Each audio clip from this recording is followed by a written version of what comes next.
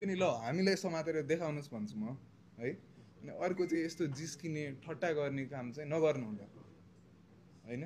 अब आजसम्म भनौँ न जेनजी भुराहरू भनेर चाहिँ डिसमिस गर्नु भएको होला, तर हामी पनि भनौँ न अहिलेका शीर्ष नेता कुनै बेला हाम्रै उमेरका थिए र हामीले चाहिँ धेरै कुरा पढेका छौँ, उहाँहरूबाट नि सिक्यौँ होला यो अवस्थालाई कसरी नेभिगेट गर्ने भन्ने चाहिँ हामीले थाहा पाइसक्यौँ। धेरै विज्ञसँग सुझाव पनि लिएको छौँ। हामीसँग हाम्रो 24 वर्ष 25 वर्षको दिमाग मात्र छैन कि विज्ञ टोली पनि छन् र हामी डराएको पनि छैनौँ। आँट छ, समात्ने भए समात्नुहोस्, फेरि निस्कौँला, अथवा समात्नै नसक्नु होला। तर यो यति चाहिँ तपाईँको 76-78 जना जुन बित्नु भएको छ, जुन अवस्थाबाट देश जानु परेको छ, त्यो फेरि आउँदो भविष्यमा आउँदैन भन्ने कुरामा चाहिँ म विश्वस्त गराउन चाहन्छु। यो कुनै जोक तपाईले काहीँ सुन्नुभयो उहाँले गिल्टी फिल गरेको काहीँ सुन्नुभयो?